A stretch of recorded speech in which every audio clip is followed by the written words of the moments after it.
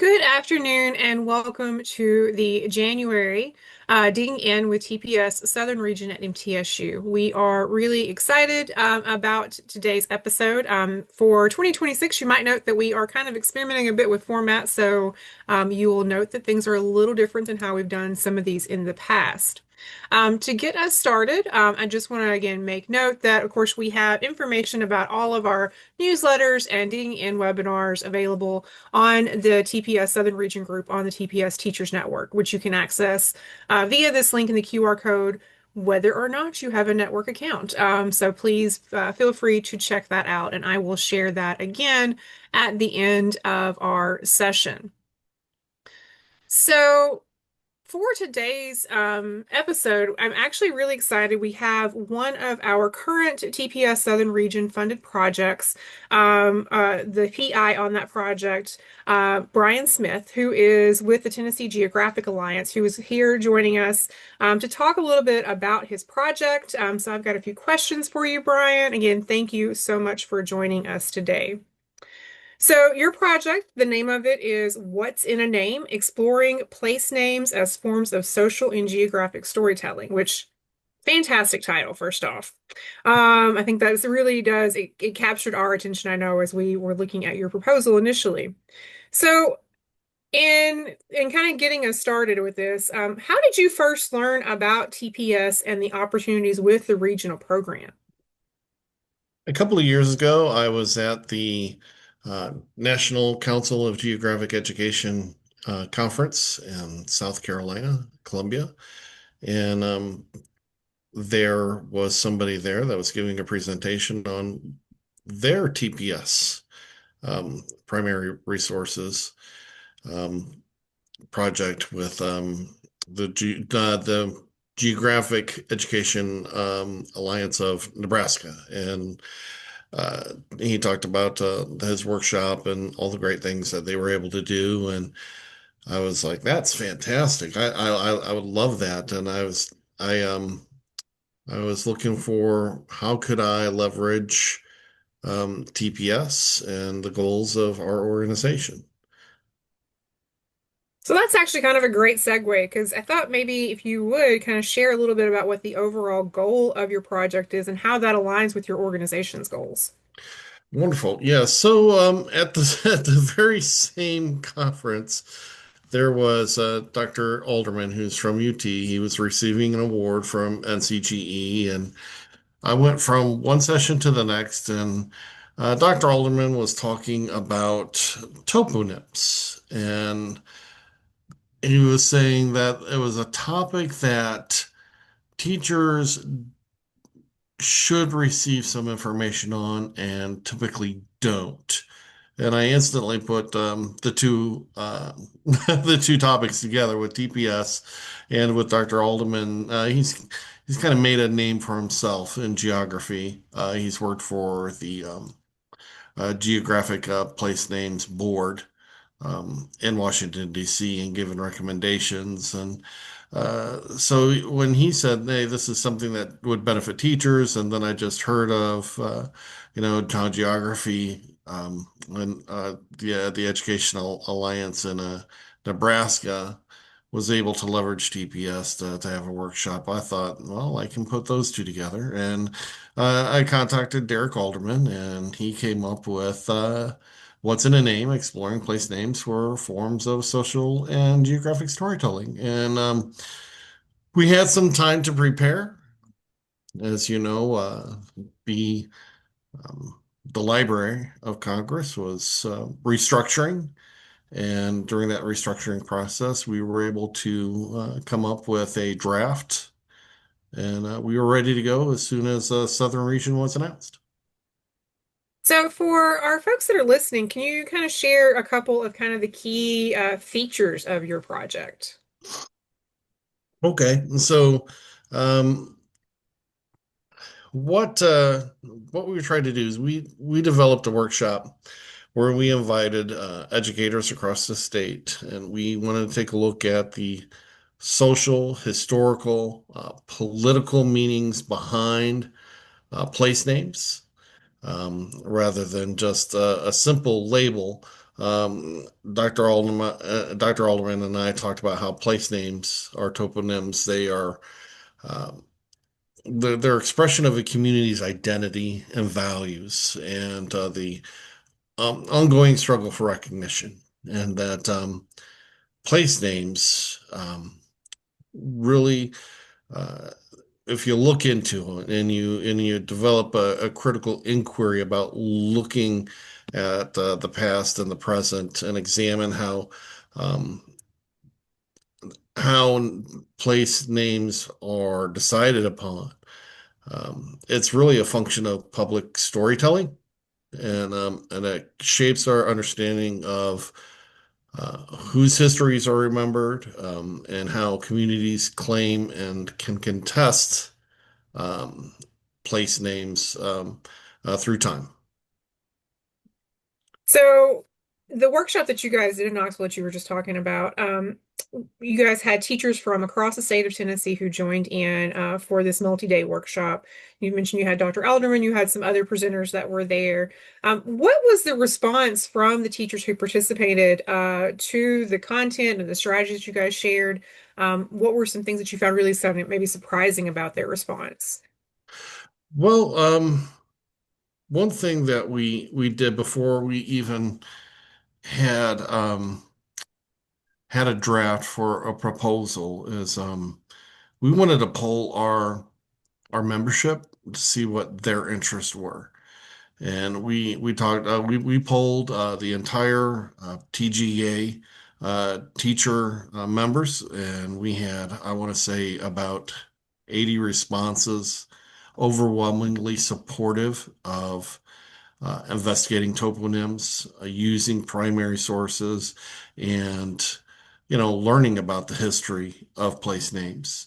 So right off the bat, we knew that there was a strong cohort of teachers that were interested in the subject.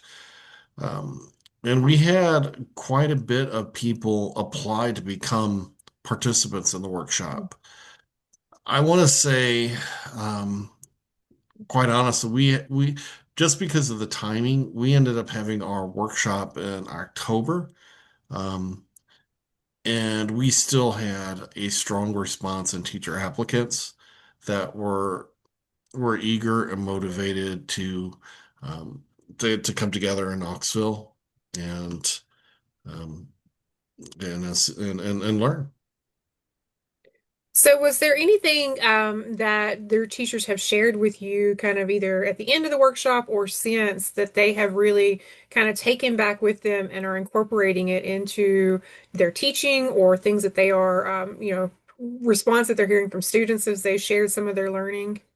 Absolutely. As part of the being accepted in the program, teachers committed to sharing with their PLC cohorts or in district days with the people that they teach with.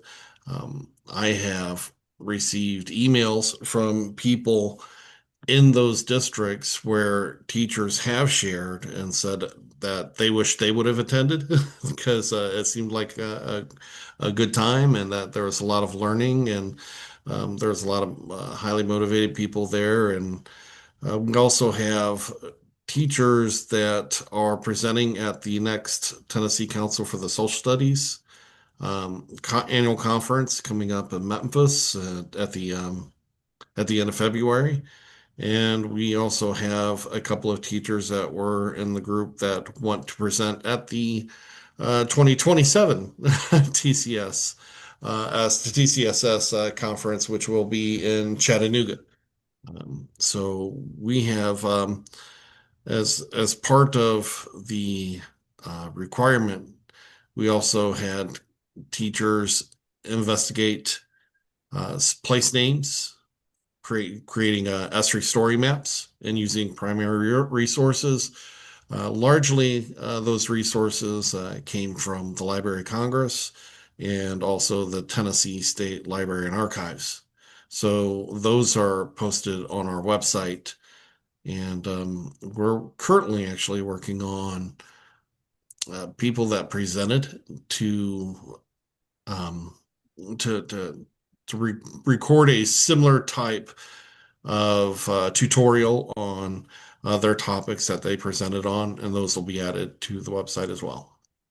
Oh, that's fantastic. I know folks will be really excited to get a chance to see some of the work that the teachers have done and think about maybe how they can incorporate these strategies and this method into their own teaching. The locations and the places that the teachers researched, was that something that they picked those? And if they did they pick largely local, like local places to them, or just curious? They picked, and most of the times they try to pick something that they taught about with their Okay. students. But we have a wide variety of story maps on our website, going from very local to places in their counties, um, like I want to say, just like Signal Point in Hamilton County, or we also have people that investigated, the Gulf of Mexico and its renaming in the past couple of years, and the history of that body of water and Hmm. how it's been named on maps for the past few hundred years. And so it's largely Tennessee focused, but there are people that are looking at I think so, yeah, if somebody did a Istanbul, and Oh, then very the cool. the place changes, Yeah. as it changes, who's in power, who's going to name. Oh no. I think we lost Brian. Well, we know I Brian was think the having some power tech. went out on his Yeah, Brian was having laptop. some technical issues. So, um, maybe he'll join us back. If not, In the just a couple. meantime, I can show people the website that he was talking about, where those teacher story maps are going to be posted. And I will do that by first going to our newsletter. And this is, of course, this month. And the interview with Brian, a written down version is here, starting on page 1 and going all the way through to page 3. But on page 2, you can see there's a screenshot of the website, the page on the TGA website where these story maps are housed, and they will be adding more to them. This is how the workshop went, and oh, this looks a little bit different. Okay. The website they're updating the web page, so I think my I wonder if it's in the um Google Drive it resources. might Yeah. be in the Google Drive resources. Okay, so the Alderman workshop presentations is place naming stuff. Well, let's just okay. In that case, we'll just they're still working on uploading this. I just got a sneak peek when I captured that screenshot right here. But you can see there is one that he just mentioned, the one about the Gulf of America versus the Gulf of Mexico, Chattanooga, Paris, Tennessee. Great. So, yes, I imagine that we can make available a more updated link when Brian supplies that to us. Yeah, we can definitely post that on the network with this once we get everything completed. And like Brian mentioned, if you happen to be going to the Tennessee Council for Social Studies conference towards the end of February, there will be some of the teachers who participated in the workshop presenting some of their story maps and some of their learning. So again, an opportunity to get a more in-depth sneak peek at kind of what they have been creating. And one thing that he mentioned that I thought was just really great is he talked about again how those happy, like accidents where like you learn about a resource or you learn about an opportunity, and then like the next thing, there's this fabulous idea that helps you like line these two things up. And so for folks who might be thinking about future regional grant projects, again, sometimes they kind of fall in your lap. So if you find a great project or great project idea that aligns with your organization's goals, definitely keep us in mind as a way to possibly fund and make that project a reality. And I like the way that this also is a good example of a partnership between the University of Tennessee at Knoxville and the Tennessee Geographic Alliance. That way, they can use the expertise of these geography professors and the graduate students working with them and get that directly into the hands of K through 12 teachers. Um, And he so, shared, yeah. yeah, and then of course, then he shared, that they had actually polled the TGA members and Yeah. saw that this was an area of interest for them. And again, I think that's another way to make sure that you have support and there's interest in your project ideas, which again, I think is Right, just a right. great Because that, practice. yeah, that'll really strengthen any kind of proposals showing the need for the kind of programming that you're hoping for. So, yeah, you can check out more of that on this month's issue of the TPS Southern Region newsletter. And I am going to show you, actually, I'm going to go back to the newsletter and show you a couple of the other features. And then we're going to go through the lesson idea that was created by our graduate research assistant, Elizabeth, for this month. And unfortunately, Elizabeth is sick. She's not feeling well today. She lost her voice. And so she had already created all of her materials for today's presentation. So we'll be using that, but I'll just be presenting in her place. So let's go back to the newsletter. And I do want to show you there's one kind I like to point to things that I find in the TPS Teachers Network and other places on the consortium websites because there's a lot of different materials that are kind of cross-posted in different places. And so here's one that if you don't already know about these videos, I really think you would love to check them out. They're called Primary Source Minute, and they're really short. They're not like 1 minute long. They're like 3, 4, maybe 5 minutes long. And I'm amazed at how anybody can convey anything worthwhile in 5 minutes because I can barely do it in 15. But these are fantastically done. They're all different partners in the TPS consortium, and I'm going to show you the website here that our little article links to. So there are currently these 6 different videos. And like I said, they're really short. They're all from different partners representing organizations across the entire country. And they're just different skills. And some of them might be more relevant for you as a teacher or as an educator to watch yourself. And some of them you could even have students watch. And for that one, I think that this one right here, is it primary or secondary? That's a good one that I think students could get a lot out of, as well as, it's a great way for teachers to brush up on how do you put the question, like when you're looking at a statue of Sacagawea, how do you explain to students that this, just because you see a photo of Sacagawea's statue pop up in the Library of Congress, that doesn't mean it's a primary source for the Lewis and Clark expedition. What is it a primary source for?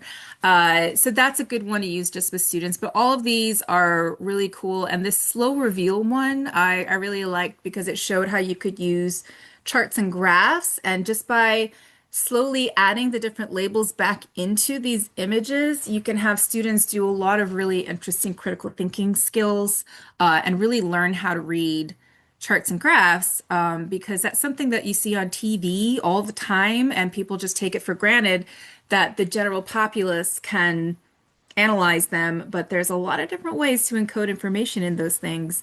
And so it's really important for us to be media savvy when it comes to those.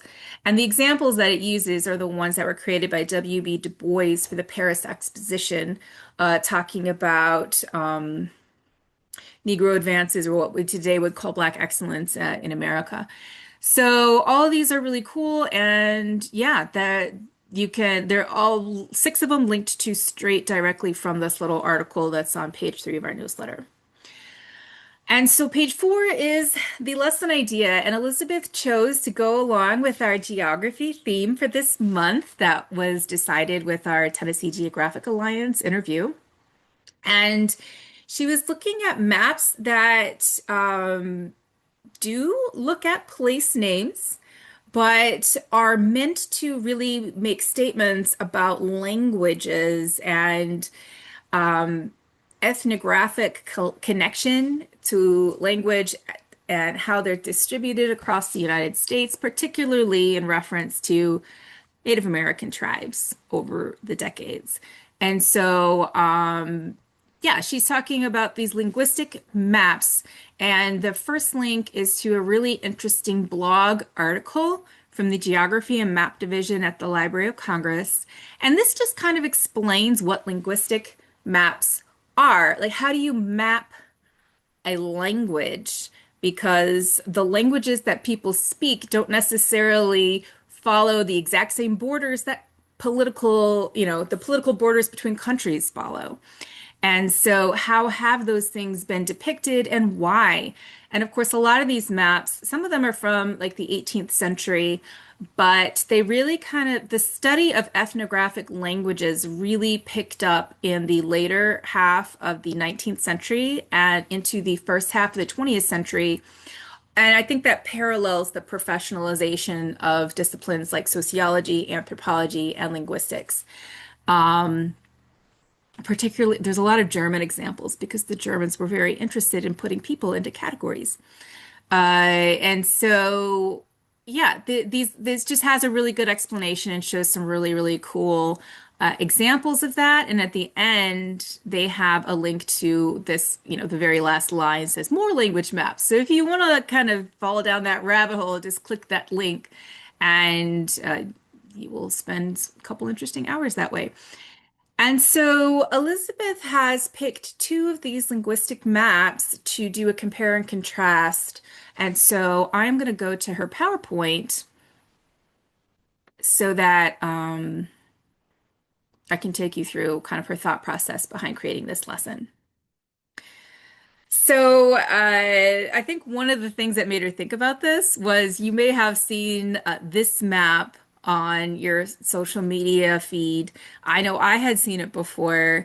Um, how many people in the United States, or what is the geographic distribution of people who use the word fireflies versus the people who use the word lightning bugs? And you might think, well, I live in Tennessee and I say fireflies, or I live in, New Mexico and I say lightning bugs, and that could be the case. But I don't know how scientifically accurate this is, but yeah, there's a link to some news articles about this in this lesson idea, and so it just got her thinking about how can you depict the way people talk and the words that they choose to use, and what does that actually say about society, and what does that say about our need to even track these things in the first place? Like, why is it interesting? So, she's starting here, of course, with the Library of Congress analysis tools. And you can find all of these on the teachers page. It's probably very familiar to a lot of you, but here's the one that's specifically made for analyzing maps. And so it's always a good place to start because the kinds of questions that are asked in these different columns are a good way for students to really focus on the kinds of details to look at when you're trying to get them to think more critically about maps and how to read them in your classroom. And so here are the two examples. The first one, and I need to move my box here, okay, is called Map of Linguistic Stocks of American Indians, and it's from the year 1890. And the second one is from 1967, and it's called Indian Tribes, Cultures, and Languages. So it sounds like it's about the same thing, but you can already notice some differences, not just in the way that the maps look, but also in the information that is recorded. And so I'm just gonna take us to each of these. We'll just start by zooming in on this one for now. So these are, of course, the names that what white scholars assigned to what was known in the late 19th century about different Indian language families. And so this is kind of one point in time. And you can see here from the annual report of the Bureau of Ethnology, which was kind of related to the Department of the Interior, and nowadays is kind of it got subsumed to an anthropological department with the Smithsonian and is now some sort of anthropological department. So it's not called that anymore. It's a little bit different. But the J.W. Powell that's listed here as the author is John Wesley Powell, who is a very, very famous American geographer. He was a soldier. He was an explorer. He explored much of the West and just took tons and tons of detailed notes and sent them back in his capacity of working for the US government and did a lot of kind of ethnographical studies of the Native American tribes in the West at that time. And so, of course, the late 19th century was also a time when there was a lot of dealings with the U.S. government and the American Indian tribal nations. So, I'm in Tennessee, so I'm just going to zoom into Tennessee, and you can see Nashville is marked there as the only city that's on this map. And but you can see that there are three different language families that are represented here, and it pretty much follows the geography of Tennessee, which I don't expect people who don't live here to know. So the eastern Tennessee part of the Appalachians falls with the Iroquoian. The western and southern part of Middle Tennessee, which is usually pretty, it's flatter. Is Muskogee, and then the top part of Middle Tennessee, which is actually where I live, is kind of grouped with this Midwestern pattern here, which, what is it called? Oh, you have to go all the way up into Canada to see that this is the Algonquin family. So I'm not entirely sure how they decided all of these. But that's kind of one of the things you would want students to be asking too. So, going back to the questions, you want to ask, okay, who produced these maps? Because, the same way people write books for certain purposes is behind how people produce maps. And so, why were they created? And then you have to ask, well, what was the relationship between Native American tribes and the US government at the time of the creation of each of these maps? So, you want to look at the historical context for these two different points in time. So, around 1890, you have to think about, okay, well, you can find out from the 1890 census what the population of Native Americans was and how they were distributed throughout the country.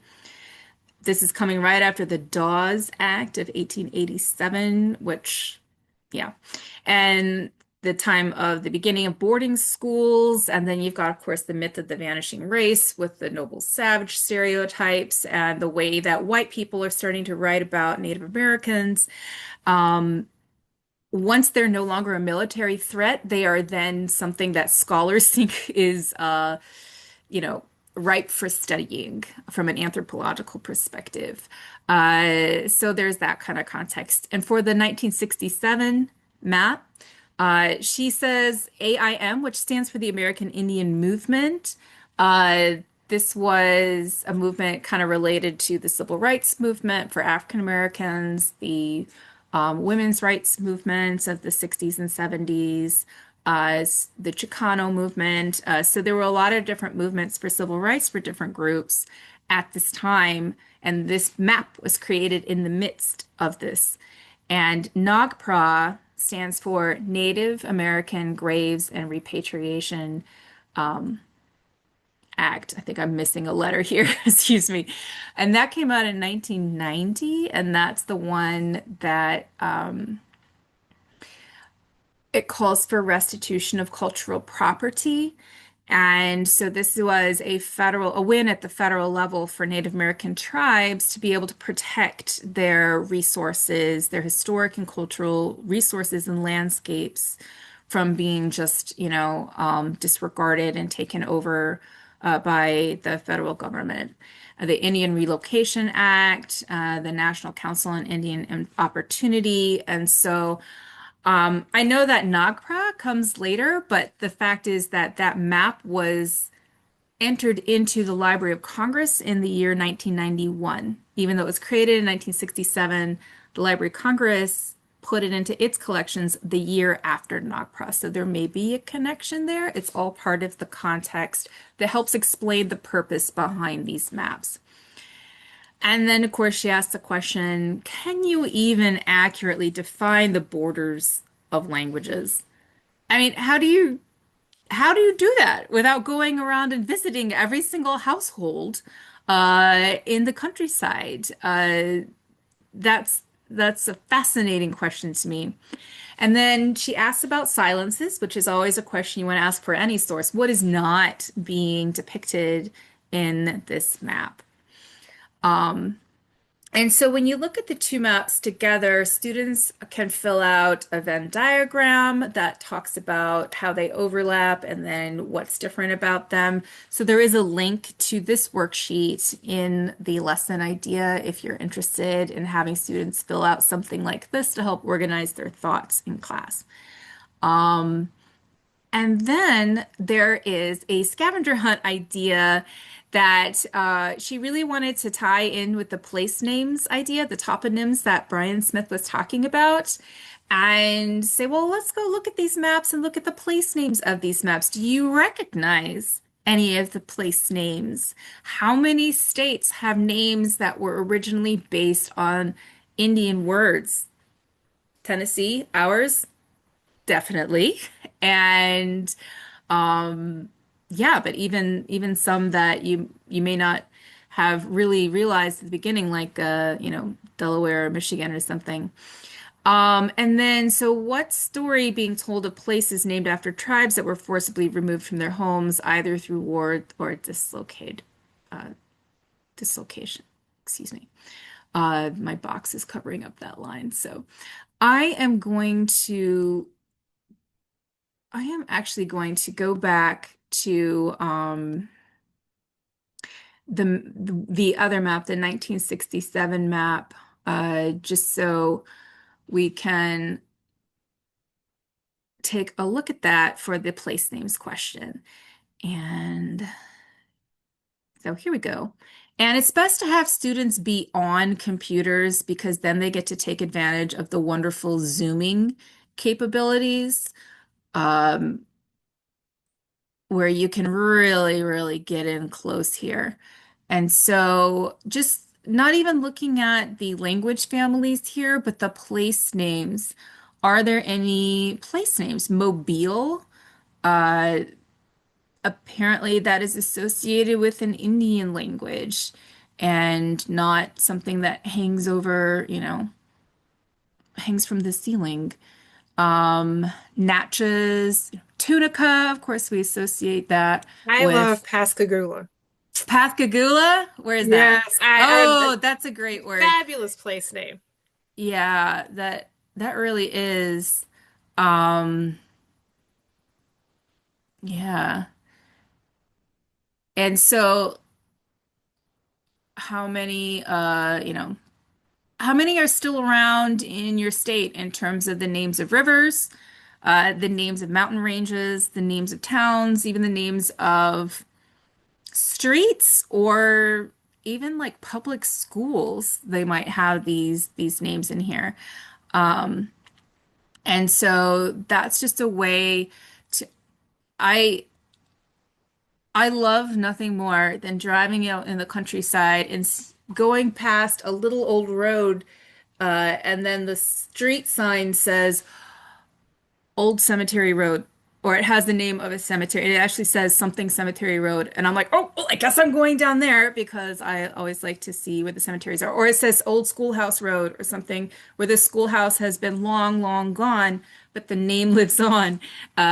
So it, just going back to what Brian was saying, it's a great way to delve into local history, um, as well as national history, because you know, these are the legacies of our Native American past that we have kept. And how political they are is another question. I know that there was a movement to rename Clingman's Dome, which is the highest point in Tennessee, on the Tennessee-North Carolina border, to and but yeah, and then there was changing the name of Denali back to, was it Mount McKinley? Of course, there's no question of changing the name of Tennessee back to anything because it was ever only just Tennessee. So those kinds of things come into this a lot, especially when you're dealing with Native American history. So this might be a really good way using these maps to kind of get students thinking about Native American history and how it relates to them and their particular corner of the country. So that was, I don't know if I did it justice or how Elizabeth would have done it, but that's basically the gist of her lesson idea. And so it's got a lot of really great links in there, especially if you want to learn more about some of the historical context. She actually links the background, some background articles to those things, and I'll show you. So you can just see right here, there's some couple places you can read more about the Native American Graves Protection and Restoration Act. I think that's what the P stands for. So yeah, and so I am going to turn it back over to Kira for last minute announcements, unless you want me to keep the newsletter back open. Sure, if you want to open it back up. So a couple things that wanted to share with everyone, um, again, that we're very excited about. One, something else that Elizabeth has been working on that we now have posted on the Right. website, and that is a new close reading exercise. This one focuses on Federalist number 10. So if you've ever had a chance to use or look at any of our close reading exercises, these are activities where we take a primary source document, always text-based, because we've heard over the years how much of a struggle it is to figure out how to excerpt them and then to explain some of the difficult concepts and vocabulary and text. So we take some of these show up in standards, excerpt them for you, provide some context, sometimes some vocabulary. And we know Federalist Papers, they're a fantastic source, of course, to get into the founding of the nation, thought processes behind some of the things in the Constitution and the debate around, again, how our Constitution was structured. But they are very challenging documents to work with, both at the middle school level and the high school level. So you can see here how Elizabeth has done this with both a middle school version and a high school version. So again, it's a fantastic tool. We encourage you to take a look at these. There is some slight variations as you get into them. Some of them may have more questions that you can use with students. Sometimes it's just the excerpt with the context that you can then build around. But again, we encourage you to take a look at these. These can be found within the resources tabs on our website. And again, Stacey is showing again the full list. This is something that we started working on in 2020 when we were stuck at home. And we continue to again add to these kind of periodically. So you can find them under the Tools for Educators page. The other thing that I want to share with everyone, we will be hosting the first ever Teaching with Primary Sources Southern Region Conference, May 12th and 13th in Nashville at the Tennessee State Library and Archive. The theme for this conference is inspired by the Queen of Soul herself, Aretha Franklin. Think, let your mind go. Teaching with Primary Sources in the South. And the goal of this conference will be to celebrate the work of our current TPS Southern Region grant recipients from across the South and to provide an opportunity for TPS Consortium members and organizations and individuals who are interested in possibly becoming more involved with TPS, possibly pursuing funding opportunities to come, to listen, to network, and to share. So for this day and a half 1.5 hour long event. We will be having some panel discussions with our current grant recipients. Some themes of those include incorporating community history, students create. We will have one on looking at things that are focused towards students themselves, some that look at working with pre-service teachers in departments of education.